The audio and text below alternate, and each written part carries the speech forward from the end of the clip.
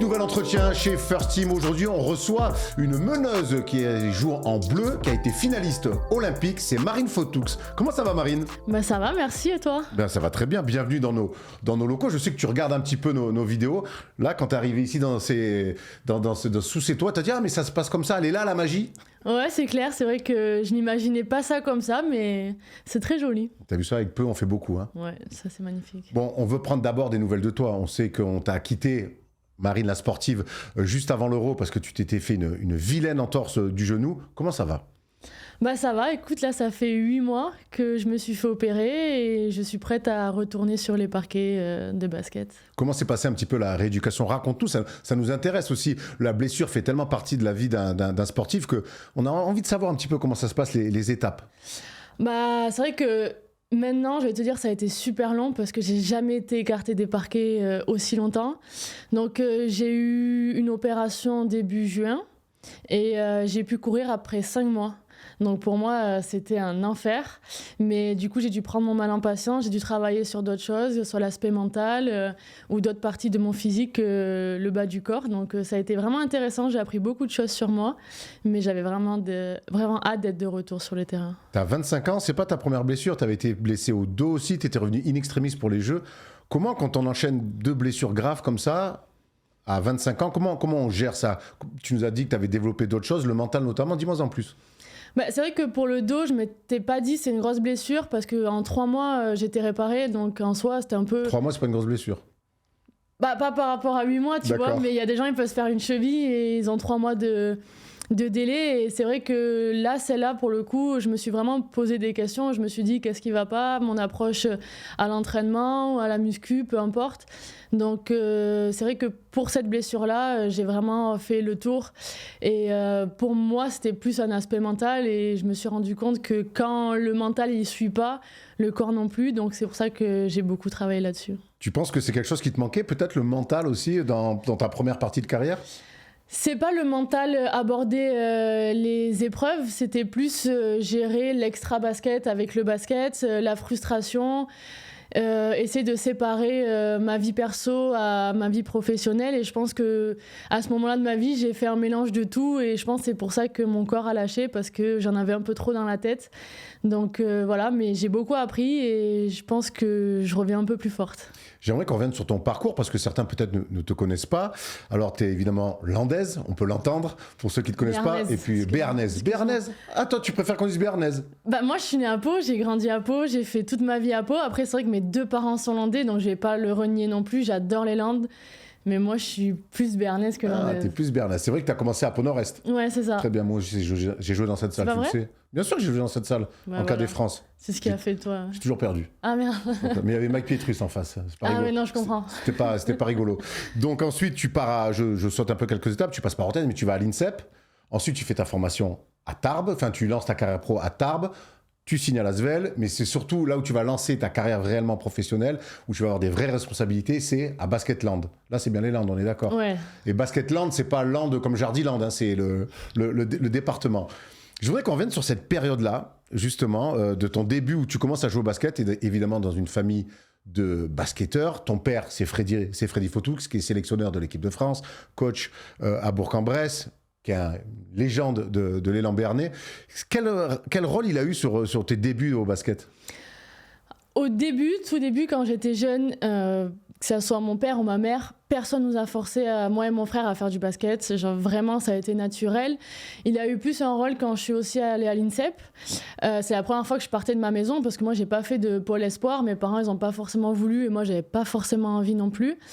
Et quand je suis montée à l'INSEP, lui, il a été la même année assistant à Levallois. Donc c'est vrai que pour cette partie, je quitte la maison. Tous les week-ends, en fait, je le retrouvais à lui.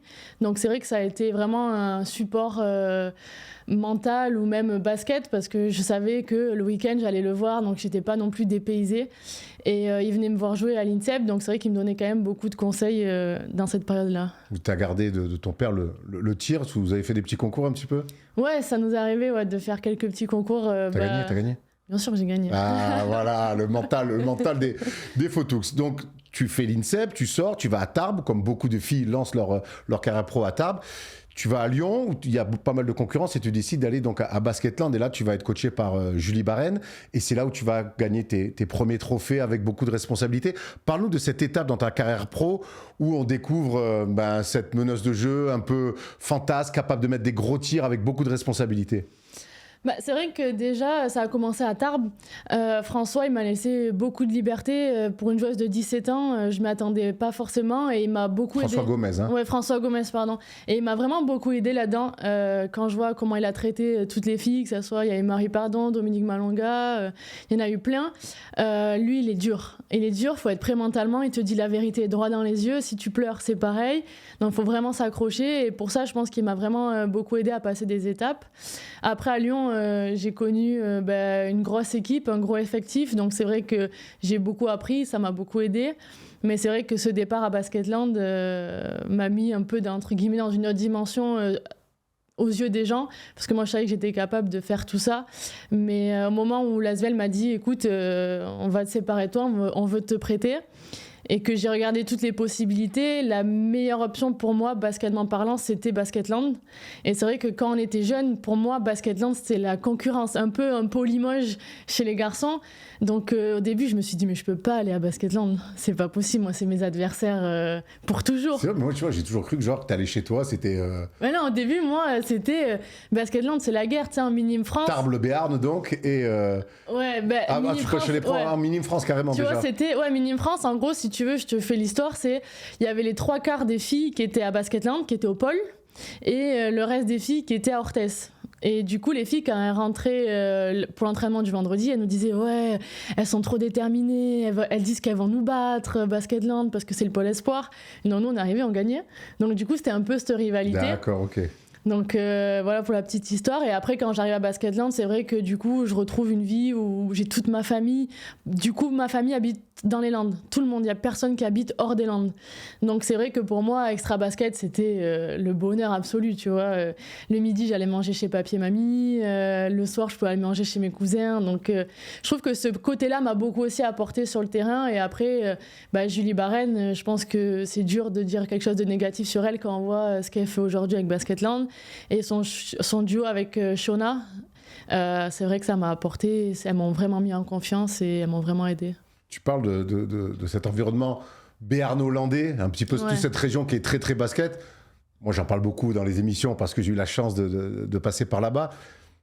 Les gens, ils connaissent le basket landais, mais tu peux nous expliquer ce que c'est là-bas, quand même, l'atmosphère quand on va dans la salle François Mitterrand, mais même toute cette culture basket de la N2, la N3 en région, la Coupe des Landes. Tu peux essayer de nous expliquer ce que c'est cet ADN landais basket.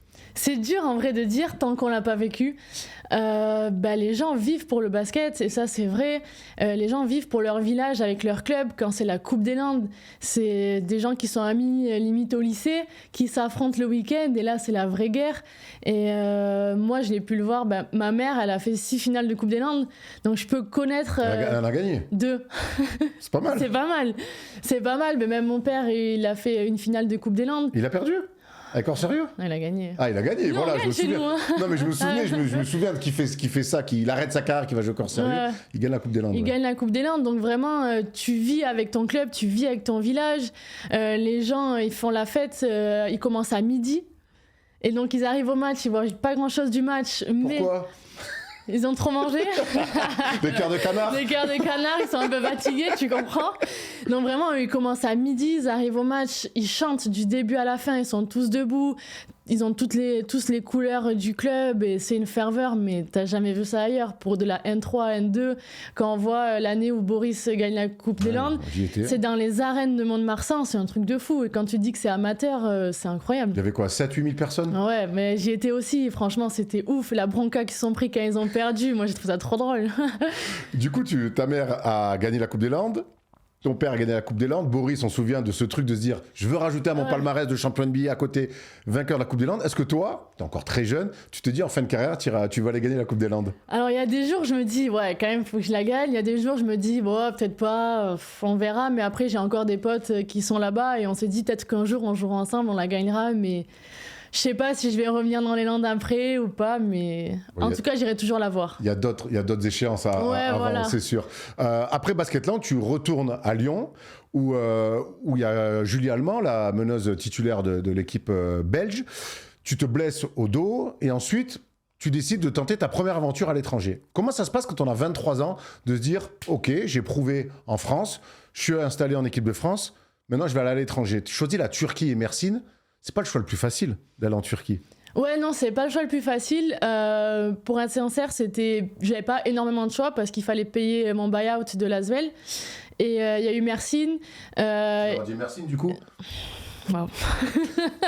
oui, non, c'était... T'as le droit de dire si c'est nul, hein. Non, mais t'inquiète, c'était super. Merci. D'habitude, on rit à mes blagues ici, donc... Non, mais je m'y attendais pas, mais il faut que je m'y fasse.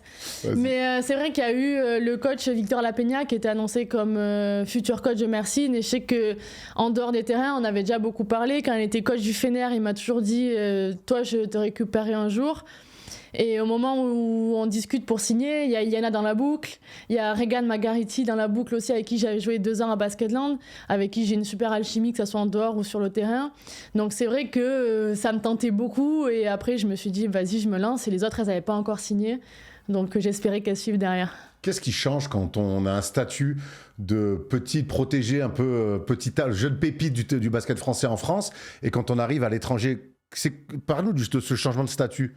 Ouais, tu vois, j'avais discuté avec certaines personnes et on m'avait dit, oui, tu vas voir, quand t'es à l'étranger, c'est pas pareil qu'en France. Si tu me fais des mauvais matchs et que t'es étrangère, on va un peu te taper sur les doigts, on va dire, normalement, c'est toi la boss de l'équipe. Et c'est vrai que moi, je me suis dit, oui, bon, on verra. Et en fait, c'est vraiment vrai. On attend vraiment beaucoup d'une étrangère, que ça soit dans les stats, que ça soit dans vraiment un rôle sur le terrain. Et vraiment, j'ai adoré ce rôle-là. Et en plus de le faire avec les autres, c'était trop bien. Qu'est-ce que là, quand tu veux, on espère que tu vas bientôt revenir. Tu nous disais que là, sur cette fin de saison-là, tu voulais pas forcer ton retour, tu voulais attendre le retour de la saison prochaine. Oui, en fait, là, je pourrais être prête à jouer un match, mais je me dis, jouer un mois pour jouer un mois, est-ce que ça vaut vraiment le coup? Et je préfère vraiment continuer à me préparer. Après, il y aurait peut-être une bonne surprise, mais moi, je force pas les choses. J'ai pas forcément envie pour l'instant. Donc, on verra pour la saison prochaine. Tu privilégies un retour dans le championnat de France ou pourquoi pas une nouvelle aventure à l'étranger? J'aimerais continuer à l'étranger. C'est vrai que c'est une aventure que j'aime beaucoup et que j'ai envie de continuer. La France, j'ai vu, c'est bien, mais j'ai adoré me mettre aussi un peu en difficulté à l'étranger, et même ça soit les ambitions Euroleague aussi, que j'ai beaucoup adoré. Est-ce que ton futur choix de club, il est aussi en lien avec l'équipe de France? Parce que je vais vouloir qu'on ouvre cette page équipe de France. Mon futur club en Europe? Ouais. Moi, ça sera surtout pour avoir des ambitions pour gagner l'Euroleague, surtout, et qu'il y ait une vraie équipe pour même jouer un championnat dans les clubs. Et du coup, l'équipe de France, ouais. Tu t'es arrivé assez jeune en équipe de France, tu étais déjà parmi l'équipe médaillée de bronze à Tokyo en 2021, tu es devenu assez tôt titulaire de cette équipe de France-là, et j'aimerais qu'on revienne un petit peu sur la finale olympique. Ouais. Sur la finale olympique de 2024, où vous faites un parcours exceptionnel avec un basket d'une dureté qu'on a rarement vu chez les filles, et je dis ça dans le très bon sens du terme. Et puis il y a cette finale face aux États-Unis. Je voudrais avoir ton avis quasiment 2 ans et demi plus tard. Ouais, c'est ça. Ouais. Après, je suis très mauvais en calcul. Comment aujourd'hui tu analyses cette campagne et cette défaite face à Team USA? Pour parler de la finale, c'est vrai que en abordant le match, moi personnellement, j'étais persuadée qu'on allait gagner. En tout cas, je partais dans un état d'esprit, ok, on peut les battre. Vraiment, si c'est un jour pour les battre, c'est aujourd'hui. On peut le faire. Je crois vraiment en notre collectif. Et je pense qu'on les a vraiment mis en danger. J'ai jamais revu le match, pour être honnête, parce que ça me fait trop mal au cœur. Mais 2 ans après, je suis quand même contente du parcours, parce qu'il faut répondre aux attentes. On était attendus. Je pense qu'on a bien travaillé aussi l'été qui a précédé la compète. Pour moi, ça a été exceptionnel d'arriver jusque-là, parce que quand je vois que j'étais alitée pendant 8 semaines, tout le mois de mars et un peu le mois d'avril, je me dis, mais jamais de la vie, Marine, t'aurais pu faire les JO. Et c'est vrai que j'ai eu une super prépa, j'ai eu des gens qui m'ont entourée pour faire cette compétition. Donc vraiment, quand on est arrivé là, j'étais vraiment heureuse. Mais après, moi, je déteste perdre. Ça, c'est un truc je peux pas. Donc j'ai toujours pas digéré, j'ai toujours pas apprécié cette médaille d'argent. Qu'est-ce qui se passe sur ce tir de Gabi? On avait demandé à Mariem Badiane ici ce qu'elle avait ressenti sur ce tir mordu à 2 points. Marine Johannes, on a l'impression qu'elle va envoyer, elle n'envoie pas. Quand le ballon rentre, le match s'arrête et que tu dis on perd d'1 point, c'est quoi le ressenti? Pour se faire l'action, quand je vois Marine, je me dis ok, ça c'est son tir. Tu sais, à l'entraînement, elle adore tirer de l'opposé, de n'importe comment. Quand on voit qu'elle met des tirs sur un pied, c'est des tirs pour lesquels elle s'entraîne aussi, ce que les gens voient pas. Donc je me suis dit ok, on a une chance. Je vois qu'elle fait la passe à Gabi, je me dis qu'est-ce qu'elle fait? Après, je me dis, Gabi elle va le mettre, tu sais, ça s'est passé en une fraction de seconde. Mais moi, j'étais à côté de Gabi, donc j'ai vu qu'elle a mordu. Et là, tout s'effondre. Moi, je me retourne, je savais qu'on avait perdu, quoi, parce que je l'ai vu, Gabi. Donc, il y a des filles qui ont raconté, elles y ont cru. Mais moi, j'ai pas cru une seconde, parce que j'ai vu Gabi mordre. Ouais, ça a dû être nous. C'est vrai que devant la télé, on y croit. Et puis, en fait, très vite, avec le ralenti, on se rend compte que c'est perdu. C'est comment de jouer les Jeux à Paris? Franchement, c'était trop bien. Badiane a commencé à Lille et c'était un demi-stade de foot. Mais un demi-stade de foot pour nous, basket féminin, c'était énorme. Et il y avait du monde tous les matchs. Et voir les gens entendre la Marseillaise, non, c'était incroyable. Franchement, moi, j'ai passé un super moment. J'aimerais qu'on revienne sur des moments un peu... Bon, on a fait la finale des JO, mais j'aimerais qu'on revienne sur des moments des fois un peu douloureux où tu étais sur le terrain en équipe de France et revenir sur ton rôle de meneuse de jeu. La demi-finale face aux Belges en 2023, la finale aux Jeux Olympiques face à Team USA. Quand on est meneuse de jeu, est-ce que, et qu'on se retrouve dans des situations comme ça, d'échec finalement, parce que tu perds cette demi-finale derrière les Belges, votre championne d'Europe, tu perds face à Team USA qui part pour un nouveau titre olympique. Est-ce que toi, en tant que meneuse de jeu, tu me dis que tu n'as pas revu le match, mais comment tu vis ces choses-là? Comment tu gères des fins de match comme ça à haute pression? Moi, c'est les moments que je préfère. Honnêtement, quand il y a vraiment des enjeux, quand il y a de la tension, c'est les matchs que j'adore, c'est les situations que j'adore. Regarder, ok, quel système j'annonce, qu'est-ce qui se passe. Et la demi-finale contre les Belges, c'est un match que j'ai revu. C'est un match que j'avais vraiment en travers parce que j'ai perdu des ballons. Je pense que si je le gère mieux, moi, en tant que meneuse de jeu, on peut passer sur ce match-là. À la différence de la finale olympique, où je pense que ça se joue à d'autres détails. Mais la demi-finale, j'ai pris beaucoup pour moi. J'ai vraiment analysé, parce que je pense que j'ai fait quand même pas mal d'erreurs. C'est un match qui m'a servi, vraiment, en tant que meneuse de jeu. J'ai fait pas mal d'erreurs sur des choix de système, ou même avoir géré la fin de match, parce qu'on perd que d'1 point. Ou de 2, je sais plus. Quelque chose comme les ça. Belges? Ouais. Je me souviens plus, mais il y avait 1 point, on fait faute, je crois, et après, le lancer franc. Donc, c'est vrai que ce match-là, je le prends plus pour ma part en tant que meneuse de jeu, en tant qu'erreur que j'ai pu commettre. Mais sur la finale, c'était différent. Je pense qu'il y avait plus un aspect physique, collectif que... je l'ai moins pris que pour moi. Ok, c'est intéressant de voir comment 2 matchs très importants comme ça, bon, chaque match est différent, mais quand on est meneuse de jeu, souvent on se retourne vers la meneuse de jeu en disant mais qu'est-ce qu'on fait? Pourquoi on a perdu? Quand tu perds un ballon que tu es meneur de jeu, en général... là, j'avais même pas besoin de demander aux autres. Mon autocritique, elle était vraiment élevée. Je me suis dit, tu peux pas faire ça si tu veux être une vraie meneuse de jeu. Il y a une nouvelle génération dont tu fais partie en équipe de France et on a vu la liste d'Aimé Toupane là, pour les qualifs à la Coupe du Monde dans 2 semaines du côté de l'Asvel. Il y a quand même une nouvelle génération assez incroyable entre certaines anciennes, entre guillemets, qui sont dans leur prime, des jeunes qui arrivent. Il y a un talent dans cette équipe de France-là, c'est incroyable. Il va falloir gagner avec cette équipe. Ouais, franchement, moi je suis d'accord avec toi.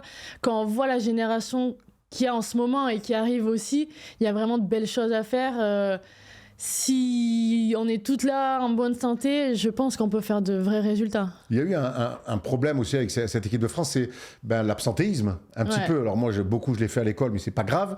Vous, il y a eu en 2023, là c'est l'une des premières fois, alors toi t'es blessé, mais qu'on va retrouver quasiment au complet l'équipe des Jeux Olympiques. Comment vous en parlez, vous, à l'intérieur du groupe de ces absentéismes-là, de cette gestion, de cette communication parfois délicate entre joueuses et fédés? C'est vrai qu'il y a cette histoire WNBA, les filles elles sont là, les filles elles sont pas là, la fédé accepte pas. C'est vrai qu'il y a beaucoup de bruit autour de ça, mais nous quand on arrive en stage, c'est vraiment ok, les filles qui sont là, le reste, vraiment, c'est vraiment sincère, on fait abstraction. Il y a eu l'histoire de Marine, ok, Marine elle est pas là, les filles l'été dernier qui étaient en WNBA, mais c'est ok, elles ont choisi un plan de leur carrière, elles veulent être en WNBA, nous on respecte ça et vraiment c'est super parce que c'est un des meilleurs championnats du monde, si ce n'est le meilleur. Mais nous, une fois qu'on a choisi l'équipe de France, ce que dit la Fédé, ce que dit les médias, peu importe, nous on est entre nous et on veut aller le plus loin possible à chaque fois et performer. Là, il y a la Coupe du Monde en septembre, en 2027, à laquelle tu participeras pas, on peut déjà le dire, ou c'est un objectif que tu as en tête? La Coupe du Monde? Mais attends, je serai prête, hein. Enfin, j'espère. Ah ben dis-le, attends, moi je pose des questions. Ok. Tu peux être prête pour la Coupe du Monde 2027? Bien sûr. Après, c'est pas moi qui choisis, mais moi je vais me porter volontaire pour y aller. Ouais. Il est au courant, j'imagine. Bah écoute, moi je l'ai appelé pour faire le stage de mars, pas pour jouer les matchs de qualif, d'accord. mais je l'avais déjà appelé pour lui dire écoute, moi je suis là pour m'entraîner si c'est possible, tu vois. Bon, ça se fera pas, mais j'étais déjà prête. Donc pour la prépa de la Coupe du Monde, tu seras là? Si on m'appelle, ouais. Et en plus, ça risque d'être compliqué, que toutes les filles soient là au bon moment, parce qu'on sait qu'il y a beaucoup de filles qui encore plus, qui risquent d'aller en WNBA. Toi au moins, tu seras là. Écoute, j'espère. Justement, on va parler de la WNBA parce que t'es drafté par les New York Liberties. Ouais, t'es drafté. ça. Tu vas souvent? T'es déjà allé souvent à New York? Je devais y aller l'été dernier, après l'Euro, Ouais. pour leur rendre visite et discuter un peu avec eux, mais du coup, opération. Nous, on y va souvent à New York, et justement, pour pas avoir de hors-forfait, on prend l'eSIM Saily, et ça nous permet justement de pas avoir de hors-forfait, de pas se faire ouvrir, et d'utiliser nos téléphones comme si on était en France. Et si vous allez sur l'application, avec le code FT15, vous avez 15% de promotion, et ça, c'est toujours intéressant quand on voyage, qu'on peut appeler tout le monde, les copains, les copines, gratos, en tout cas dans les mêmes conditions en France. Je veux qu'on revienne sur la WNBA. Tu es drafté donc par les New York Liberties, mais tu n'y es jamais allé pour l'instant. Ça en est où, les discussions, pourquoi, le projet autour de ça? Bah, c'est vrai que depuis l'année dernière, c'est vraiment quelque chose que j'ai envie de faire. Au départ, quand j'ai été draftée, moi, j'y pensais même pas. C'était pas un rêve, c'était pas un objectif. Pour moi, ça paraissait trop loin. Et là, depuis quelques années, c'est vraiment un objectif, c'est vraiment une envie. Là, on a relancé un peu les discussions avec eux pour voir ce qu'on peut faire. Après, bah, y a les nouvelles chartes qui doivent être signées, donc rien n'a été avancé. Donc pour l'instant, je sais pas. Mais c'est vrai que pour moi, j'ai vraiment envie d'y aller. C'est vraiment le prochain step que j'ai envie de passer. Toi, t'as grandi avec, c'était quoi ton rêve? C'était l'Euroleague, l'équipe de France, c'était pas la WNBA? Pas du tout. Bah, moi, j'ai grandi vraiment avec surtout le basket masculin, l'Euroleague, c'était quelque chose d'incroyable à la maison. L'équipe de France, c'était le summum. Donc vraiment, moi, j'étais vraiment partie pour ça. L'équipe de France a toujours été ma priorité. C'est pour ça que j'ai jamais trop regardé la WNBA.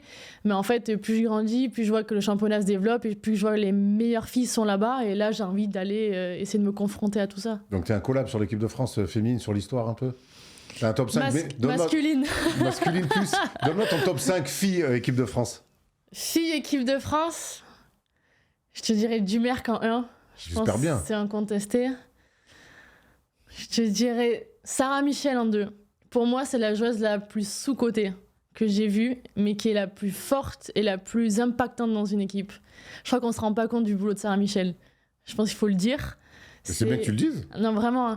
Quand j'ai côtoyé Sarah en équipe de France, je me suis dit, je comprends pas qu'elle soit pas mise en avant plus que ça. Elle gère un groupe, tactiquement parlant, limite, c'était vraiment moi, là, quand je suis arrivée en équipe de France et que j'avais 18 ans, je me suis dit, en fait, c'est elle la menace de jeu. Le relais du coach, le relais des joueuses, elle plaçait tout le monde, genre vraiment une vraie leader de terrain. Après, je vais te mettre Valériane en poste 3. Elle joue plus poste 3, Valériane. Ouais, mais tu me dis all-time. Ouais, remarque, elle peut jouer poste 3. Je vais la mettre poste 4 si tu veux. Mais alors, je vais mettre Gabi poste 3. Ok. Sans hésiter. Valou poste 4. Je vais mettre Sandrine pour l'histoire. Mais j'espère mettre Iliana un jour. Je me doutais bien. Dans ton 5, on va mettre Liliana en 6e. En sortie de banc. Très bien. Sur ton 5 plus 1, je voudrais que tu me parles, on reviendra après sur la WNBA, mais je voudrais que tu me parles de Céline Dumerc. Tu l'as côtoyée à Basketland. Céline Dumerc, c'est un ordinateur. C'est la définition d'être meneur de jeu. Ouais. Toi, t'as un style complètement différent d'elle, beaucoup plus fantasque, avec plus d'adresse naturelle. Parlons un petit peu de ta relation avec elle, de ce qu'elle a pu t'apporter. Ouais, mes 2 années à Basketland, elles ont été vraiment un peu les montagnes russes avec Abs. Ça veut dire qu'elle m'a pris sous son aile, ça c'est vrai. On m'avait prévenu, Céline Dumerc, tu verras, elle pense à sa carrière, elle pense qu'à gagner, mais elle s'occupera pas de toi. Bon, moi j'étais ok, moi je viens là pour aider une équipe, pas pour apprendre Céline Dumerc, si je voulais quand même au fond, tu vois. Et en fait, elle a été exceptionnelle avec moi dès le premier jour. Elle a été beaucoup dans... Elle m'engueulait. Même un jour à un match, je perds un ballon parce que vraiment, moi, des fois, j'essaye des choses. que je devrais pas essayer des fois parce qu'il faut être vraiment dans l'efficacité. On revient en défense, elle me dit je vais t'en coller une. Tu vois, elle m'a dit je t'en coller une avec ta balle perdue. Ouais, désolé. Mais pour le coup, à l'entraînement, elle me disait ok, qu'est-ce que t'as vu? Moi, j'essayais de lui dire. Quand il y avait des huddles à 5, parce que des fois, Julie, c'était vous faites match, vous coachez entre vous, et après vous revenez. Et moi, il y avait Dumerc à côté, je me suis dit je la laisse parler pour voir ce qu'elle pense. Et après, dès que j'avais un truc à dire, je me permettais de le dire, mais j'étais en mode il y a Dumerc, je la laisse parler. Et elle me regardait, elle m'a dit non, c'est toi la meneuse du jeu. Et après, elle me disait, ok, toi, t'as dit ça, moi, j'aurais dit plutôt ça, j'ai vu ça, etc. Donc, on était vraiment beaucoup dans l'échange. Après, on n'apporte pas du tout le basket, pareil. Caps, c'est quelqu'un qui arrive au match et qui dit, ok, on va perdre. Et elle fait tout pour pas perdre. Et quand elle m'a dit ça, je dis, mais comment tu fais? Moi, j'arrive, je me dis qu'on va gagner et je fais tout pour gagner. Et moi, je me dis, j'ai peur de personne. Et elle, à contrario, elle préparait différemment. Donc voilà, j'ai vraiment beaucoup appris avec elle. Et c'est vrai que pour le coup, c'est une fan incontestée de basket. Elle parle basket, elle mange basket. Toute sa vie, c'est autour du basket. Parle-nous d'Iliana maintenant. C'est ta grande copine depuis que vous êtes toute petite. Vous êtes ensemble, vous avez donc pu jouer ensemble à Mersin, vous êtes ensemble en équipe de France, vous étiez évidemment ensemble à l'INSEP. Parle-nous de votre relation un petit peu. Bah, c'est dingue parce qu'on a retrouvé des vidéos où on était petites. Et on avait 6-7 ans, là on a commencé la même année le basket et on voit déjà sur le terrain qu'on faisait que rigoler, que parler, on se faisait des passes entre nous et on se rappelait pas de tout ça, de cette connexion qu'on a pu avoir. Mais avec Iliana, on a tout vécu ensemble, l'INSEP, la draft, c'était le même soir et on était ensemble parce que moi j'étais venue juste la supporter. Je me souviens de la photo, ouais. J'étais venue la supporter, je savais même pas que j'allais être draftée. Ça c'est fou ça. Vraiment, on a vu mon nom passer sur l'écran à côté et je l'ai regardé, je savais pas. Les premières sélections... Mais alors attends, ça m'intéresse. Ouais, vas-y. Les garçons, ils s'inscrivent à la draft. Ouais. Pas vous? Non. Ben vraiment, en fait, si tu veux, ce soir-là, pour l'histoire, Iliana m'appelle, elle me dit, ok, je t'invite à ma soirée de la draft, j'aimerais que tu sois là. Moi, je dis, ok, j'arrive, on fait ça dans les bureaux de Comsport. Et déjà, Jérémy, il me dit, oui, il y a des équipes qui sont intéressées par toi, mais j'essaye de les repousser parce que le mieux, c'est que tu sois pas drafté et que tu choisisses après, quand tu veux y aller, une équipe. Parce qu'une fois que tu es drafté, tu appartiens à l'équipe. Je lui dis, ouais, ok. Moi, je le croyais pas trop à Jérémy. Je dis, oui, ok, je suis là pour Iliana. D'accord.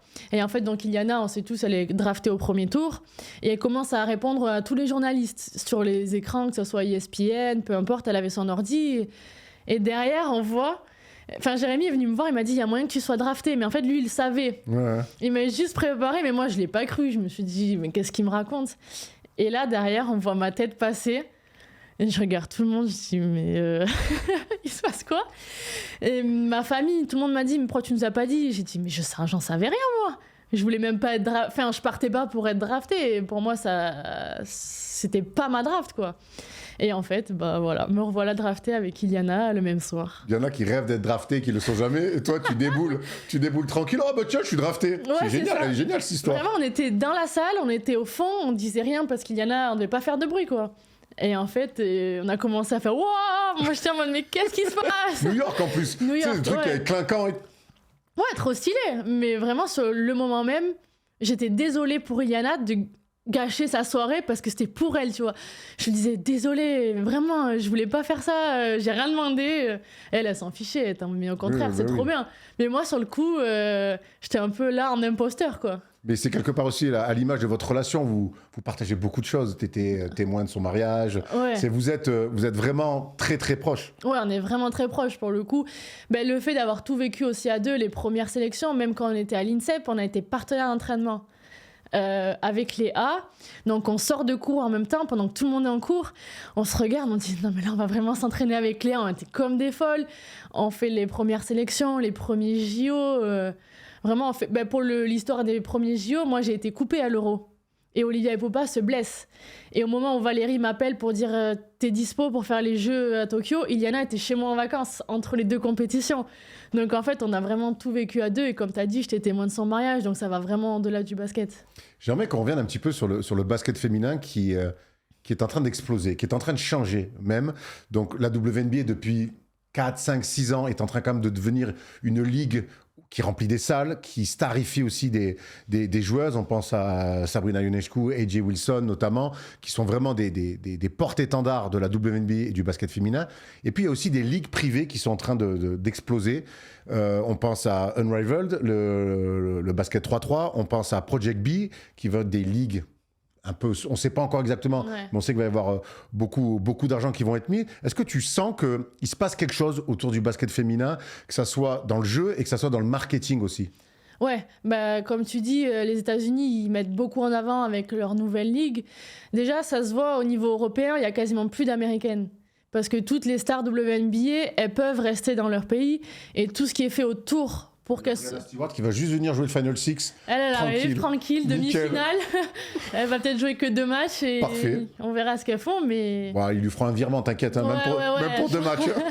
Je sais pas quel jour elle va arriver. Oui, ça sera pas des primes de match en plus. Non, j'en doute pas. Si elle a accepté de venir, je pense qu'il y a sûrement une belle somme ou quelque chose comme ça. Oui, on lui fait confiance. Ouais, c'est une belle businessman. C'est elle qui est... C'est Project B ou Unrivaled, je sais plus. Unrivaled, c'est le 3-3. C'est elle, ouais. Donc tu sens un petit peu tout ce business et de manière positive qui est en train de se créer autour du basket féminin. Ouais, bah, tu vois, pour le coup, je suis allée voir Iliana à San Francisco l'été dernier. Et quand j'ai vu la salle des Golden State garçons remplie pour le match des filles, je me suis dit, ah ouais, c'est quand même assez incroyable. Et tout ce qui se passe autour, les filles, comment elles sont mises en avant aux États-Unis, c'est quand même assez incroyable. Les ligues qu'elles sont en train d'ouvrir pour, comme tu as dit, encore mettre le basket féminin... sous le feu des projecteurs, il se passe vraiment quelque chose et je trouve ça vraiment cool. Du coup, ça veut dire qu'il y a de plus en plus d'argent. Aujourd'hui, quand on est Marine Fotoux, qu'on a 25 ans, qu'on est une pro internationale, est-ce qu'on vit largement de son sport? Oui, franchement, on se plaint pas du tout en Europe. Mais c'est vrai que quand j'entends les chiffres qui commencent à sortir aux États-Unis, on peut vraiment encore mieux vivre de notre sport aujourd'hui. Tu penses qu'il y a toujours cette question qui est toujours délicate, mais par rapport aux garçons, c'est que quoi, vous êtes moins sous-payé par rapport aux garçons ou en fait, pour toi, tu gagnes déjà très bien ta vie? Bah, c'est vrai qu'il y a un écart énorme entre les garçons. Quand tu vois les chiffres, par exemple, d'un rookie NBA et les chiffres d'une rookie WNBA, il y a des écarts énormes. Après, les filles, elles sont en train de discuter là pour faire augmenter les salaires. D'un côté, j'ai envie de te dire, je comprends parce que toute la vente des maillots, tout le côté télé des garçons, c'est encore... une autre dimension par rapport à nous. Ce que rapportent les garçons est proportionnel aussi, voilà. À leurs revenus. Et ce qu'elles sont en train de mettre en place, les filles aux États-Unis, je pense que ça peut faire monter les salaires et je pense que c'est cette direction qu'il faut prendre. La mise en avant d'abord, après il y a les supporters qui vont suivre et peut-être qu'on pourra parler un jour de se rapprocher. Mais pour l'instant, c'est trop dur de rivaliser avec les garçons. Quand t'es parti à l'étranger, t'as fait une grosse bascule financière? Je vais arriver à la question, tu le sais. Hein. Ouais, franchement, oui. Faut le dire, oui. Comment tu gagnais à ta dernière année en France? T'es pas obligé de répondre. Mais ouais. Tu es pas obligé de répondre. Tu peux dire non, tu peux dire une fourchette ou tu peux dire le prix. Entre ta dernière année à Lyon et ton année à Mersin. Bah, j'ai doublé. J'ai doublé facilement. C'est quoi doubler? J'ai eu le double. En vrai, moi, je m'en fiche, mais je sais que les gens, ils sont tabous par rapport à ça. De moins en moins. Après, je trouve que les gens, au contraire, je trouve que... Et je t'oblige à rien, mais tu joues au basket, t'es forte, t'es douée. Donc, évidemment, t'es pas la première sportive douée qui va gagner beaucoup d'argent. Ouais. Mais je trouve que pour comprendre aussi, des fois, les gens fantasment sur des prix sans avoir le chiffre. Bah, je peux te dire aussi à Tarbes, parce qu'il faut savoir d'où on vient. Voilà, intéressant. Moi, j'étais à 1200 à Tarbes. Pour commencer, donc. Pour jouer 40 minutes. Pas de backup. C'était presque du bénévolat, non, je rigole. Mais pas loin. Mais non, mais en vrai, tu vois, tu commences à Tarbes à 1200. Pour moi, c'est sorti d'INSEP, je croyais que c'était un truc de fou. Hein. Et en fait, quand tu vois la dernière année à Lyon, franchement, de mémoire, je crois que c'était... C'est lourd quand même, c'est trop cool, je trouve. Quand tu sors de l'INSEP, tu gagnes 1200 € pour jouer au basket, tu dis waouh, c'est trop bien. Et François m'a dit on t'augmente la deuxième année 1500. Je t'avoue, waouh, le truc. mais je trouve que c'est un bon rapport aux choses. Mais ouais, en vrai, j'en parlais avec Marie Pardon, parce qu'elle aussi a commencé à Tarbes, donc on était à 1200, on était en bus couchette sur tous les déplacements ou minibus, on n'a jamais fait d'avion à Tarbes, à part à l'Eurocup. Donc vraiment, tu commences au plus bas. C'était... Vraiment, c'était limite, c'était vraiment pas un amateur. Mais je n'étais pas dépaysée, tu vois. J'étais en mode tranquille, je fais mon entraînement, je repars chez moi. Parce qu'il y avait la N1 garçon qui s'entraînait avant nous. Donc de 9 à 11, donc nous on pouvait commencer que à 11. Donc tu sais, les arriver 1 heure à l'entraînement, ça n'existait pas, il n'y avait pas de salle de muscu. Si tu voulais la salle de muscu, il fallait prendre la voiture, moi j'avais pas le permis. Donc soit j'avais un vélo, soit c'était Tim Apouille qui m'emmenait. Donc vraiment, nous on était comme ça à Tarbes. Et en fait, quand tu vas par exemple à Mersin, t'as tout sur place, t'avais le chef cuistot, t'avais la salle d'entraînement, la salle de muscu, que pour nous. Et donc quand tu commences si bas, t'as tout vu comme ça, tu peux que profiter du reste. C'est quoi le reste alors, tu vas nous dire?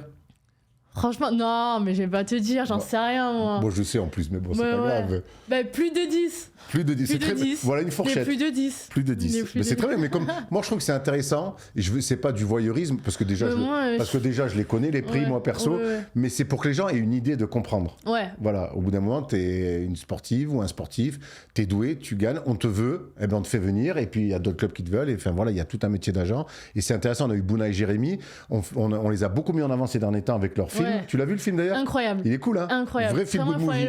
Et donc en fait, quand t'as des agents, ben, ça fait partie du métier, c'est une entreprise de la carrière d'un joueur et d'une joueuse, donc c'est intéressant de pouvoir parler ouvertement, c'est bien, c'est cool que tu l'aies fait. Bah ouais, moi ça me dérange pas, je trouve que... Enfin, je vois pas pourquoi ça serait tabou. Marine, donc du coup, si je récapitule, on arrive un petit peu à la fin de cette interview, ah non, j'ai une dernière chose à te dire.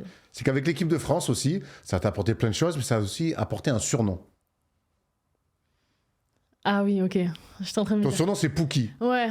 Tu peux nous expliquer pourquoi ton surnom, c'est Pouki? Alors, c'est les vieilles qui m'appellent comme ça, parce qu'en fait, au moment où on a fait notre première sélection, tu sais, il y a un petit bisutage, il faut chanter sa première chanson. Et en fait, ce premier stage-là, c'était à Anglette. Moi, j'étais hyper réservée. Quand je connais pas, j'aime pas parler. C'est pas que j'aime pas les gens, c'est que... j'aime pas parler. Et donc je parlais pas à table parce qu'avec Yana on s'est dit ok on se sépare, on va pas rester que toutes les deux. Donc vu qu'elle était à l'opposé de moi, je parlais à personne à table. Enfin un petit peu, parce que tu commences un peu à parler. Au moment de la chanson, bah je me lâche un peu et après il y avait barbecue, ils ont laissé la sono et je sais pas, il y avait la chanson Pouki d'Aya Nakamura, j'ai pris le micro. Et là, je l'ai chanté et tout le monde m'a regardé choqué, ils me connaissaient pas. Et du coup, c'est resté comme ça. Et en fait, à ce moment-là, je me suis lâchée complet. Je pense que ma semaine à me retenir d'être moi-même, de me lâcher, elle est sortie sur cette musique et c'est resté. Il y a aussi un truc qu'on m'a dit, que je sais, c'est que tu chantes la Marseillaise à tue-tête. sur les hymnes, chaque fois, toi, la Marseillaise, tu t'envoies. Ouais, alors c'est vrai que j'envoie. Et la petite histoire, c'est que soit j'ai Alexia Chartereau, chérie, devant moi, soit elle est derrière moi. Et en fait, elle aussi, des fois, elle met des petites intonations, elle fait parler ses vibratos sur certains moments de la musique.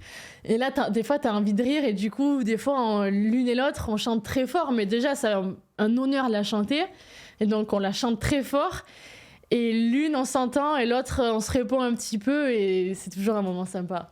Bon, Marine, qu'est-ce qu'on peut te souhaiter pour la suite? Finalement, si tu signes pas pour finir la saison, ton objectif premier qui va arriver, ça va être la prépa et la Coupe du Monde 2027, pour laquelle tu postules clairement?